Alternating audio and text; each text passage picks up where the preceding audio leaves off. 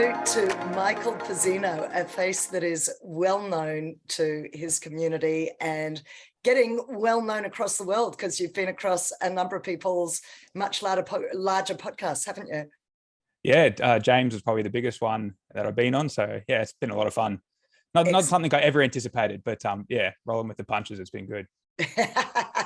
Yeah, your life's probably gone. I don't know that you were entirely on board with this. This was Jason's project, the Investor Accelerator. I think you got brought in at the back end to begin with to help with the education. And then I feel like, I don't know that you were quite dragged kicking and screaming, but I feel like you got put more and more in front of the camera to the point where you're like just out there, daily YouTubing, substantial following. Is this what you imagined for yourself? No, not at all. I was always planning just to stay in the background, stick behind my screen, keep on trading, and then do some education stuff and that kind of thing. But I'm always up for a challenge, and Jason kind of pushed me in that direction. I'm glad he did, because it's been a really good challenge. It's been a lot of fun connecting with so many people, which like I said, never anticipated would have happened. Yeah. Is that, so has it changed you? Has it changed you to have to be out there so much? Just connecting with so many people, and just being out in the public sphere? I mean, I guess it would have to some degree. I mean, before jumping aboard with Jason, I had social media accounts, but I didn't use them basically at all. Didn't watch YouTube at all. So yeah, it's definitely changed me a bit. I'd say for the better. Had a few ups and downs just learning to deal with the whole online thing, but overall it's been really good. I've often wondered that. How do you cope with, because you and Jason sometimes refer to the hate that you get when you talk about whatever it is, like when you talk about a project that's not, that you don't think is amazing, but maybe it's got kind of short-term investment potential, but you're not that enamored by it for the longer term. How have you coped with, I want to dig in a moment, as any viewers who listen to me, I'm going to say regularly, I've only done 6 podcasts. You're my 7th interview, but I will dig into kind of your childhood and your background and your values and all the stuff that Bitcoin People is all about. But just tell me how, because I've always wondered this, how you cope with that level of energy coming in from strangers, for good or for bad. Some people love you. I'm sure some people mocking, as people tend to do, trolling online. How do you cope with all of that? That probably not too bad. I mean, got pretty thick skin. I kind of use it more as a reading as to what the general sentiment is. I mean, it must be affecting me to some degree. I mean, I've definitely written back to some comments, not in a hateful way, but just trying to get my 2 cents back kind of thing a couple of times, but overall not too much. I think the thing that's more affected me is seeing the numbers go up. I mean, as been trading for so long, always about getting, more efficiency, better. The other side of it is seeing how many, the channel growing and the views going up, and like trying to feeding into that a little bit and becoming detached from that has been probably more of a challenge than being too worried about what other people are saying, I think.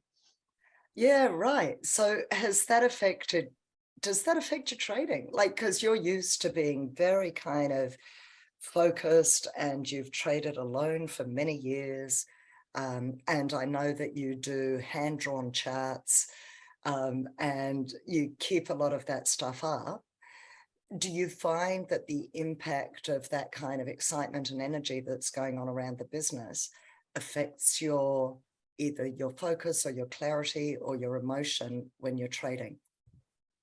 Not so much, surprisingly. If anything, I've probably been steered down more directions that I would have been otherwise, just because I'm casting the net wide. I was looking at different things, noticing different setups, when typically maybe I wouldn't have been looking at those markets or whatever the case may be. So yeah, overall, really not so much, more of a net positive than a net negative, I'd say. Okay, all right. As these things often are, like, I'm really surprised at how often aspects of my life turn out to be exactly 50-50. Like, I could literally tell you all the negatives, and I could totally balance them equally with the positives. Like, it's amazing how that balance, it's the 50% Gann rule. Yeah, 100%. Well, I'd probably say the balance would come in that more opportunities and more time spent here. I've got less time doing the things that I would have been doing more of before, such as, reading and, more of the other things outside of business. That's definitely, where the scales are tipped in the other direction, I'd say. Yeah. All right, fair call. So let's back up. We've jumped in at this kind of level of your day-to-day life now. I want to go back in time and do some sort of spooky time walk where we go back to childhood. You are the youngest of the three boys. We know that you come from Italian heritage, but all three of you were born here in Australia? Yes, yeah, second generation. Okay, all right then. So I'm going to go back as far as your parents and go, what brought them to Australia?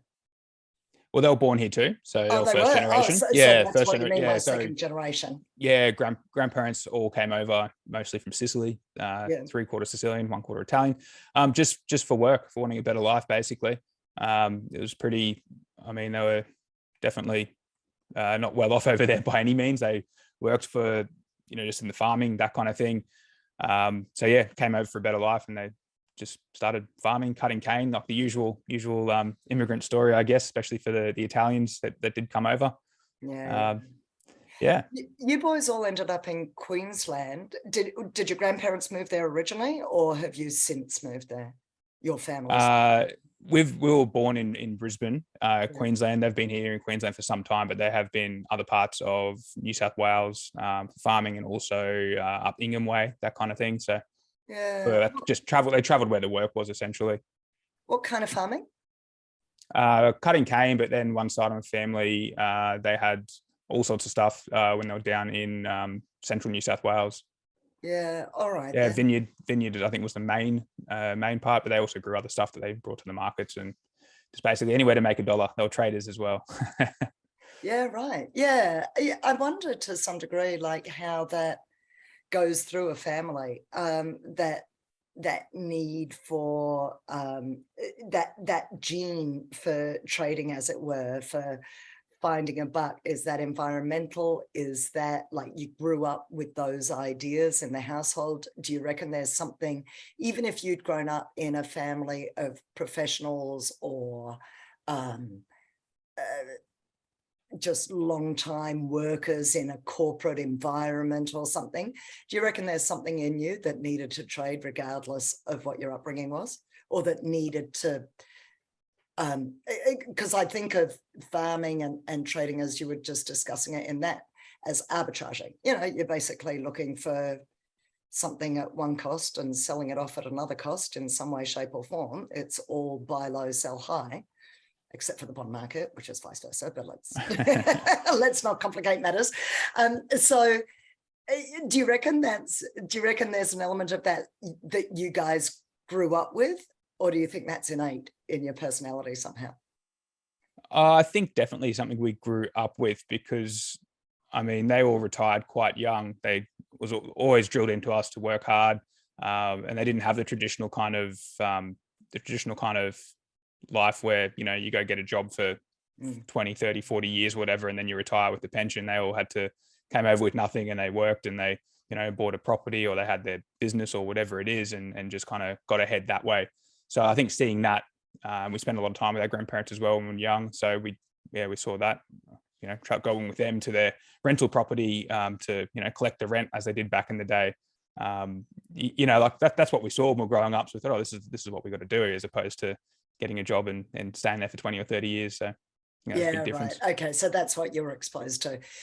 And so there's the three boys, and now I'm imagining the whole sort of huge Italian family, like cousins. Were they cousins? Were you all like at your grandparents together? Was it like this big sort of family?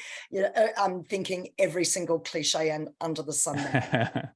Yeah, relatively. I think that maybe the difference is we have our extended family that is still like our immediate family, which I guess just come to appreciate as the normal. So I mean, we have second, third cousins that would still catch up with, where I guess more so Australian families, correct me if I'm wrong, but maybe there's not a lot to do with the third, fourth cousins even, So yeah, definitely big family get-togethers, which always loved and which are good. But yeah, I guess now as everyone's getting older, they're all having their own families and just see them less. But I think that's pretty normal and natural. Yeah, absolutely. It just becomes a lot harder, doesn't it? People spread out, particularly in this day and age when people tend to travel and work overseas and, you know, all of that stuff fairly easily. Okay, what was it like growing up with Jason? Was he a good older brother? Yeah, as well as a shit stirrer. I think he still is a bit of a shit stirrer. That's definitely rubbed off onto me a fair bit. I think that's where we get our kicks doing the clickbait titles and thumbnails sometimes, you know, not all the time, but just that shit stirring nature. Yeah, that was a lot of Jason. Yeah, I don't know, what else can I say? Being the younger one, I guess I was the more passive one. Sorry, what was that, Michael? Being the youngest of the three, I think I was the more kind of passive one and just wanted to keep the peace a little bit more. But yeah, I mean, I guess as any younger sibling does, look up to your older siblings. Really? You reckon that's a thing with younger siblings? Oh, I think sometimes, or more so wanting to hang out with them when they had their friends over or that kind of thing, just wanting to be a part of that. But I mean, I don't know how much that's really trickled over into now, maybe a little bit, but yeah. Cool. Did you argue? Did you fight at all? Oh, I mean, of course we would have had our fights. I'm just trying to think of any particular fights. I mean, I was really trying to be more of the peacekeeper. It was the other two that fought more, I'd say. So kind of just stayed out of it. The mediator. Yeah. All right. Are the three of you very different personalities? Yeah, we all are quite different. Can you describe that a little bit? Without giving away too many inside secrets. Just trying to think how I would describe this. How do I do this diplomatically? He thinks to himself. Pretty much. How do I put a positive spin on that characteristic? I want to say stubborn, but I'm going to say single focused. Yeah. I don't know. I've never really thought about it. So putting me on the spot here. Okay. All right. Let's leave it be. If it comes to you later in the conversation, you can throw it in. All right.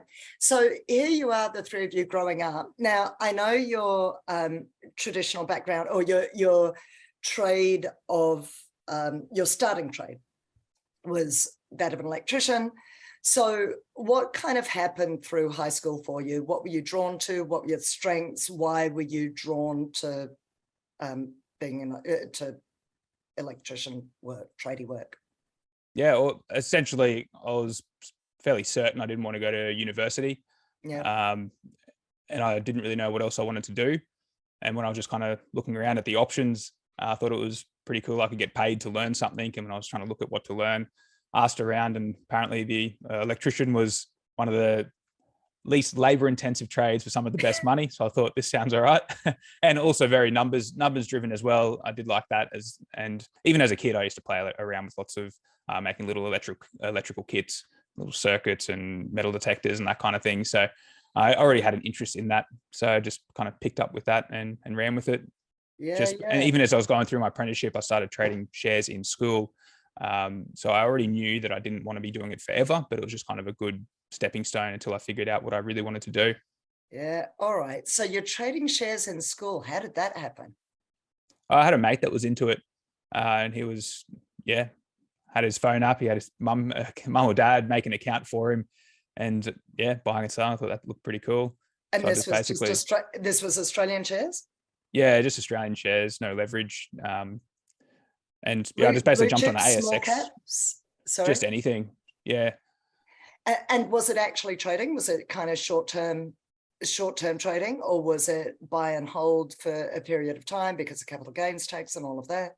Relatively short-term. But then this was 2000, pre-GFC.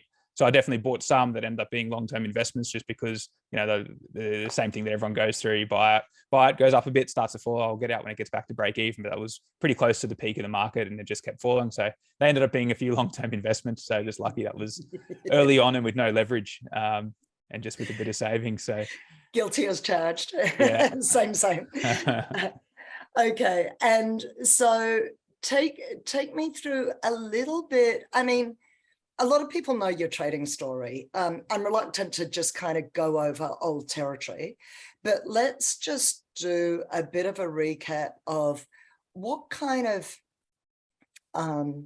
what was that journey? I kind of want to get a little bit inside the journey. I know you and Jason both got into a lot of study very early on. You participated in various trading courses together. You were studying a lot of Gann, a lot of Wyckoff. You were getting into property. Clearly you were into shares. At some point, obviously, crypto came in. Let's get into that later in the conversation, but that would have been a natural development once you saw the volatility of the crypto market and the opportunities there. So talk me through kind of, was it really clear to you really early on you wanted to make a living out of trading? Yeah, I'd say it was. Okay. Yeah. And that was, so what was that about? That's just about best way to make a living, give me the freedom to, yeah. All the above. It's Okay. just this being able to scale, being independent. And I was basically doing property around the same time. And as I was doing some property courses, I just thought this just doesn't make sense. I have to deal with accountants, lawyers, buyers agents, real estate agents, property managers. There's just so many people involved. And when I was still trading was always my main thing, but I was looking at property simultaneously. And I just thought trading was the way to go in terms of scalability. You know, the transaction of doing business. I can get $500,000 worth of gold or, you know, stock index or whatever for $5, whereas it cost me a fortune to get in and out of a $500,000 loan. So just everything added up essentially for trading. It was a no-brainer. Property is a pain in the neck, and it's not only that, it's all the various taxes and the in and out, you know, the on ramps and off ramps, just the costs that are involved every step of the way, as you say. But don't get me wrong, it definitely has its place. But in terms of, I just saw for me as a profession, trading was definitely the way to go. But I think, yeah, real estate is still, you know, it's all about the land at the end of the day. So it's definitely an important asset. So you guys went heavily down the rabbit hole of, well, speaking of property, of course, Phil Anderson's Secret Life of Real Estate and Banking, very influenced by his notions around land and around the 18.6-year cycle, but also deep dived into W.D. Gann and Wyckoff, which is interesting because they are not lesser known. I mean, like lots of people know of them, but people don't necessarily deep dive to the extent that you two have. What was that about? Why were you so drawn deeply into that space? I mean, Gann came first for me. I was actually introduced to Gann when I was about 11 or 12 years old. So, and then I kind of became reintroduced in my teenage years and just kept going with it. But when you just seeing some of the achievements that Gann had, being able to, I mean, I was lured into the forecasting side of things. He predicted exact dates and exact prices of turning points a year in advance or 6 months in advance. And when you see someone that's able to do that, you think, I want to be able to do that too. So that's probably where the real fascination came into it, and just how close and accurate you can get in the market, just using some of his tools and techniques. So that was yeah, that's what really sent me down that rabbit hole to try and learn everything I could about Gann. And then Wyckoff came after that to understand market structure and form, and just really the balance between buyers and sellers, and yeah, accumulation and distribution. So it was kind of just a layered approach, Gann, then Wyckoff, and then Elliott Wave as well. But then Phil Anderson stuff just really complemented the Gann theory.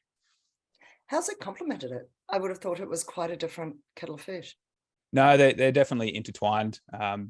Phil actually gives a lot of credit to Gann. He's studied Gann probably more than I have. Well, I mean, I don't know that, but I'd say he's definitely deep dived into Gann, and more so the study of cycles. I mean, they're all related.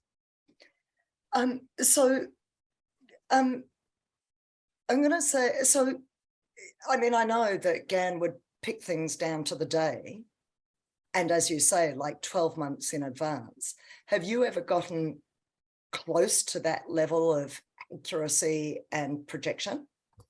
Yeah, I've called some, not that long in advance, but I've picked tops and bottoms. You know, you don't need to be a day ahead of the market at the end of the day, but being able to pick a turning point in the market and being able to make money from it are two completely different things. And when you realize that, where you can have a turning point, you've got the timing down pat, then being able to manage your emotions and manage your money around that, because you're never certain to a degree. You can pick it, then you can trade it, make a few bucks, and then you realize if I just hold on longer, it was the turning point, or whatever the case may be.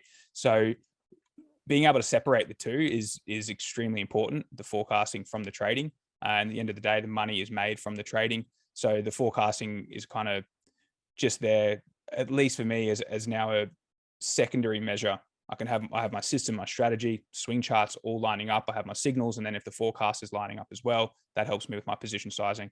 But now we're kind of going deep diving into the trading side of things, which is cool. Which of course is what it's like. It's so innate in you. You can't, and also you're a very natural teacher. Like that wanting you to teach others is really strong. Like it seems like there's a really innate part of you that explains things very naturally, very easily. Like you do make things very simple, which is of course the tag phrase for your videos is making technical analysis simple and understandable, and you do that really well. So Gann gets into a lot of esoteric stuff as well. I know from little bits and pieces that you put up on Discord, or from little interactions I've had with you in the past, that that's something that is of interest to you as part of the whole process. How deep have you gotten into things esoteric? How and what are they for you? Like for some people that's astrology, for some people that's it's a spirituality, for some people that's religion, for some people that's just intuition. What's that for you? Yeah, I've definitely gone down a few different rabbit holes. I mean, there's so much we don't know, and I think just staying humble to there's way more in this world that we don't know than we do know, and I think just keeping curious is pretty important, just to basically not dismiss anything until we've basically explored it for ourselves. So, I mean, in terms of different things, I mean, I guess nothing too wild or crazy in terms of the esoteric. Definitely a few different, meditation things. The Vipassana retreat was pretty cool. That 10-day silent retreat, something just to explore my mind a little bit further. Yeah. Have you read any of Goenka's stuff, or were you just listening to the Goenka talks at the retreat? Yeah, just the talks at the retreat, and then just continuing on with that. A lot of I always get his name wrong, Paramhansa Yogananda. A lot of his work I find really fascinating and thought-provoking. I don't know him. What's that? Can you give me a bit of a... Yeah, his I guess the main works of his is Autobiography of a Yogi is I guess what his most popular work. Yeah. Apparently when Steve Jobs died, that was the only book he had on his iPad, which I found out after the fact. I don't know if that's true or not, but he has a home study course. He's long gone now, but he has a home study course, which I've got a lot of value out of. I think when you go down the esoteric world, there's a lot out there that they just want to take your money more often than not. And this is probably maybe not the best way of looking at it, but if you can find things out there that are willing just to help or provide information, and they're not trying to, get you to sign up for a $5,000 course or come to this weekend retreat or something like that, I find they're more worthwhile digging into, because maybe there is something more valuable that those people that had maybe a little bit more wisdom than I actually want to pass down. And Yogananda fell into that camp there, and yeah, definitely explored that in terms of the esoteric side. You still meditate? I'm guessing You've got less time these days. You do? What, is it morning, evening? What's your kind of meditation practice? In the morning. Morning? Yeah. Early? Yeah. Okay. Usually 4 till 5, or, Oh, wow. Just after 4 to just after 5. Geez, what time do you go to bed? Lately, 9:30, 10. The market's wild. Yeah. Maybe a little bit later. And so there's a couple of things about meditation. One is how it sort of centers you up for the day. Okay, that's one thing. The other thing is kind of the accumulated process over time, and how that sort of clears your mind and changes the way you perceive the world. And because it's so gradual, it's incredibly difficult to, it's like watching your hair grow except that you've had a haircut today, so we can't watch it. Because the hair's disappearing. I gotta keep it short now, apparently. The old receding hairline, you might end up like Ben Cohen at some stage. Then and so it's very difficult to know the kind of the variables that have changed you, and you can't isolate meditation as a changing factor. But to the degree that you could put a theory on it, why do you keep up the meditation? What have you gotten out of it that's either subtle or more dramatic? Because some of us have quite dramatic experiences in meditation as well. Yeah, I think for most things, it probably comes back to awareness. And I can definitely notice a gradual increase in awareness, just becoming detached. Something that stuck with me, and I think about in many different situations, is there's three ways to look at something. There's the way I see it, the way you see it, and the way a bystander sees it. And I think meditation is just a good way to detach ourselves and see things from an outside kind of scope, so we're not getting too wrapped up in whatever it is that we're, our own thought process.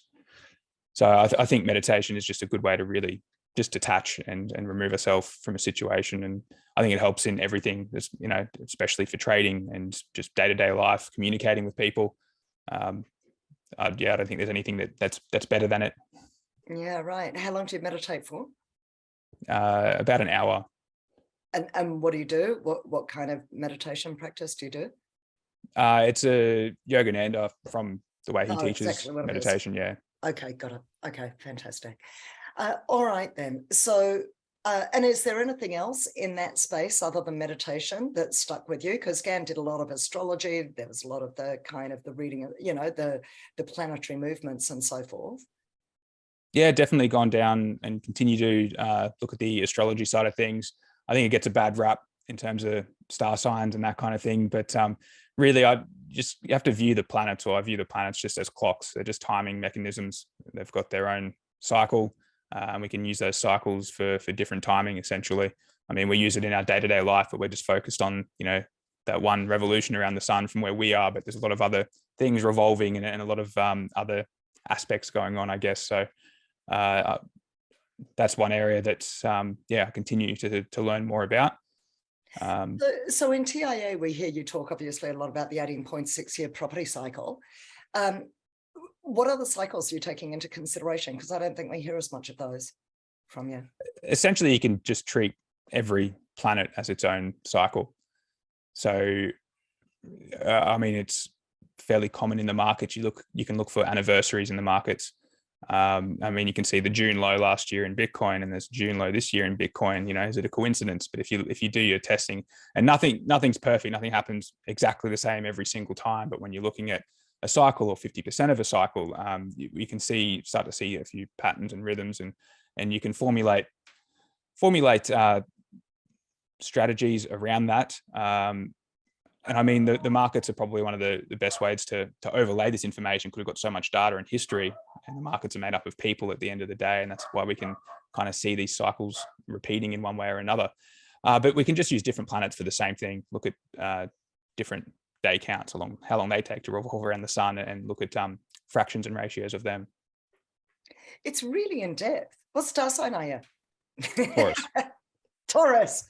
Okay, so have you got any classic signs of being a Taurus? Yeah, I think fairly stubborn. Yeah, go full steam ahead when I kind of get into something.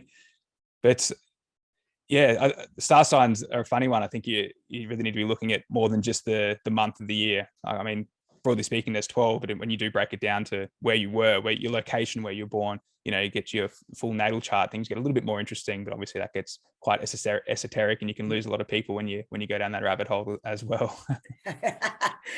Now, listen, I'm conscious that, I'm conscious a little bit of your time, but I'm also conscious that the name of this podcast is Bitcoin People. And so it's predominantly meant to be about Bitcoin rather than trading. Beyond the trading aspect of Bitcoin, which has been, delightful for anyone who's been in the markets for a long time, because it's been so volatile, there's been a lot of opportunity there. What are your feelings about Bitcoin as I'm going to call it a technology or a protocol for the longer term? Does it mean anything to you beyond trading opportunity? Yeah, I think it has its important place in the world. Obviously, opened up a lot of opportunities and just options for people who didn't previously had them. So, in that regard, there's definitely a lot of growth, opportunity, and positivity for Bitcoin. Obviously, in terms of being a Bitcoin maxi, I wouldn't necessarily call myself a Bitcoin maxi or anything I like would that. definitely say not. Okay, so you're talking about front running the big boys. There's opportunity for small folk to get into it. Do you see it having a life as a currency over time, as an alternative to fiat? Do you see it as having something more to it than either long-term investment or short-term trading? I think where it currently is, the way I see it most, is just an asset and a store of wealth. Yeah. That's basically my stance on it at the moment. Yep. Okay. Yeah. Do you think it will decouple from the markets over time and become a better store of wealth? I think it'll decouple. Whether it becomes better or worse, I think remains to be seen. But yeah, I think there's only so long that the crypto market or Bitcoin can stay linked to the stock market as it has been recently. At least that's the way it's looking at the moment. So if you were to look ahead 10 years, because you're mostly in TIA and on your YouTube channel focused on the immediate charts, where do you see potentially the price in 10 years' time? What do you see for it? Like it decouples from the stock markets. Does it become an inflation hedge? Do you see this thing actually becoming a legitimate asset class for institutions? What are your thoughts around what it might become? Yeah, I think it's already getting its place as a legitimate asset class for institutions. In terms of price prediction, I mean, throw out any wild number. I think that's probably not much point going down there. But I think things are going to get interesting when banks really adopt Bitcoin or use it to allow people to basically borrow against their Bitcoin. I think if and when that comes about, and it looks like it already is, the wheels are in motion for that. I think that's when we're going to get more of an idea of the future of Bitcoin and how that story unfolds. So what I'm hearing is you're just holding back from making any big predictions about it, because it's really just you're staying focused on the short term, and however it unfolds, and you're not. It's back to that meditation thing of not being attached to the outcome one way or the other, really. Yeah, and I think a lot is riding on the next few years, really, keeping the real estate cycle in mind. I think we're going to get a lot of answers over the next few years as to where Bitcoin does fit into the ecosystem. Yeah, okay, all right. But for some people, this is, as you say, like the Bitcoin maxis, this is the great white hope for civilization. It's a deflationary asset, it's scarce, it's, all the things that we know that it is in terms of hard money, it's fungible, and it's, transparent, and all of those things. Does any of that matter to you, or not especially? Yeah, I think that is definitely an important aspect. The whole giving people freedom over their money and like I was saying earlier about choices, I think it definitely is an important part to have that option in the space. So are you accumulating it for the long term? Like, have you got, do you have investments in super or whatever? I'm sure, I know I've heard Jason talk about this, but is it part of a super holding for you, like a long-term super holding? Yeah, yep. Okay. But it's a small percentage of your portfolio relative to shares, property, whatever else? For my retirement fund. Fund. Yeah, I've got some posts in there with the members where I've been accumulating. I started my first Bitcoin purchase in my retirement fund was around the June lows, and I have been accumulating since then, posting that with the members. So yeah, in terms of crypto stocks at the moment, I think it's roughly 40-60, more heavily weighted in stocks just to keep the volatility down. But that's just got to do with more so, risk profile and that kind of thing. But it is part of my long-term plan. Yeah. Okay. All right. Do you imagine yourself doing this for life? Is trading just in your blood? Do you ever imagine a day where you don't trade? For the foreseeable future, I can't see myself doing anything else. It's like some of us were just born to do something. Like I just can't imagine you doing anything else. It's like, it's like you came onto this planet specifically to do this. Like you deep dived into it so early on, and you got right into, all the Gann stuff so young. It's kind of a sign to me when someone takes to something that young, that you're destined for it, that it's meant to be. Whereas some of us take years to figure out what the hell we're going to do with our lives. Yeah, definitely find it fun. Just I did it for almost 10 years just behind a screen, looking at the numbers and charts and, pulling the triggers on trades. Yeah, I think anybody that is getting into trading, especially a bit of a healthy obsession is probably key. In terms of the bigger picture stuff, you don't need to be in front of the screen as much, that's for sure. Yeah, I can't see myself doing anything else. I can't imagine it either. And we're very glad that you're not planning to do anything else, because that means we get more access to you. You may end up giving up teaching at some stage and wanting to go to just you and the charts. But for the time being, I feel like that's kind of a nice reassurance to the TIA crew that you're not going anywhere for the time being. Teaching's fun. Teaching's definitely fun. Interacting with everyone, with you guys. Yeah, it's been awesome. Yeah, absolutely. And you get, lots of, as you said, lots of personalities coming in from all different directions. That also expands your thinking, because now you've got contacts on every continent. Yeah. And even just being questioned as well. Being questioned is always good, because it just makes you go back and revisit things that we'd already learned a long time ago, and then explain it, you get to learn it again. So I'd encourage anybody really to teach something that they do know, just to relearn it and get the opportunity. But connecting with people, I think, has been just what's really blown my mind. It's been unreal. So just, are you meeting people face to face much? Not much. There was the event on the Gold Coast, which was really cool. Got to meet a few members down there and a few other YouTube audience. So that was good. Yeah. We'll probably do some more of those things. Do you get coming recognized on the street sometimes? No. We're not at that stage. I'm only a small You're fish. not at the capping glasses stage. You might have to start sort of sporting a little goatee or something like that, or maybe a fake moustache. Actually, I was on the phone to the bank a little while ago, and the guy on the phone was like, "Oh, what's your YouTube channel?" So that was one person. Just that was quite funny. Randomly. You're working for the enemy. You're going to have to get ready for that day where people are asking for your autograph as you go down the street. I hope not. You wonder if it's ever going to get that big, I was chatting recently. I just did an interview a couple of nights ago with a guy from India. And, once you start getting those populations on board, they're just massive populations. Yeah, well, it would be nuts, but I mean, any kind of white person that goes over to India, they want to put your sunnies on and get photos with you.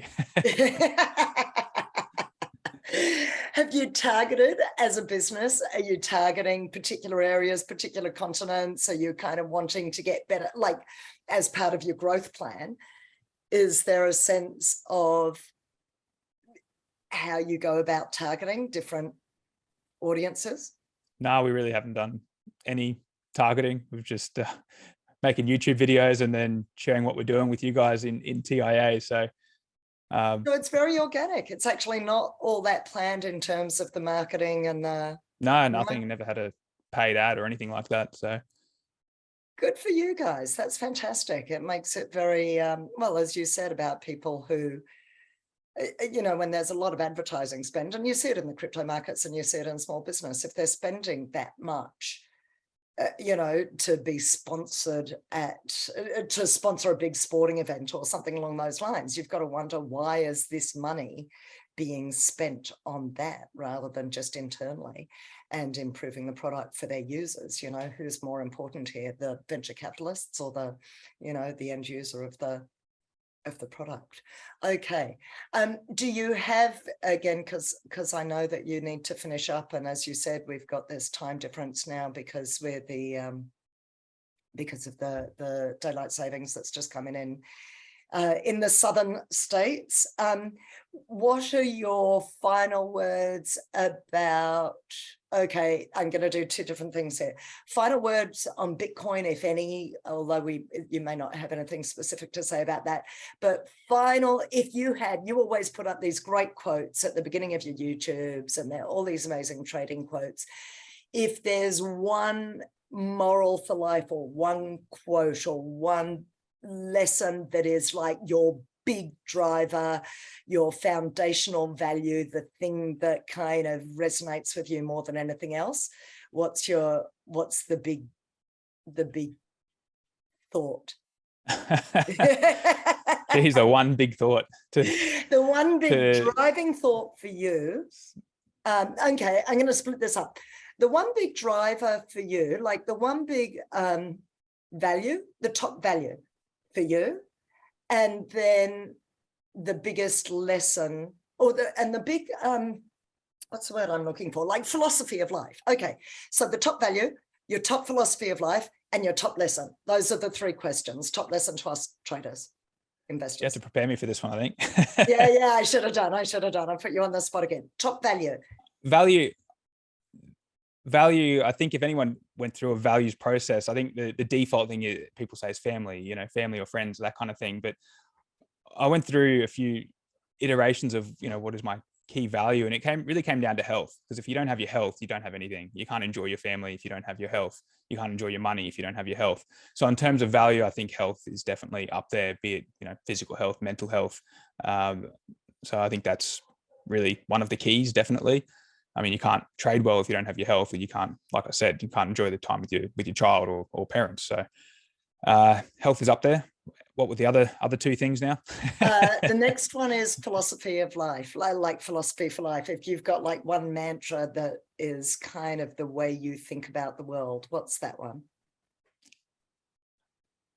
Oh, it's probably a few, but the one that came to mind is everything will pass. So no matter what is going on, it will pass, be it good or bad. So not to get too attached to whatever the situation is.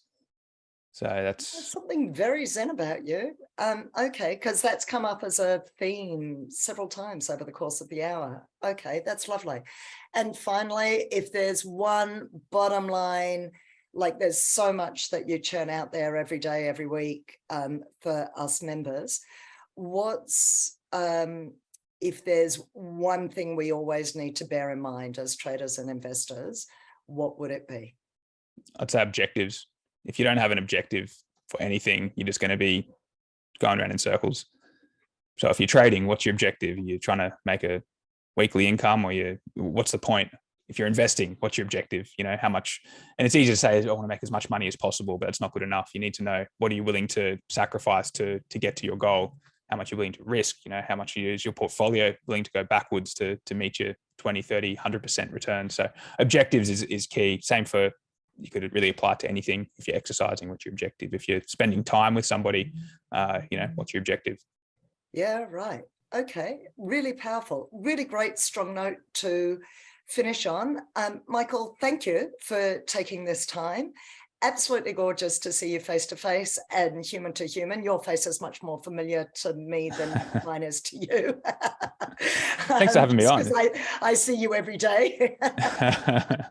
It's kind of one of those downsides, isn't it? Is that people feel like they know you really well because they see you all the time, and you're meeting people kind of for the first or second time or whatever it might be.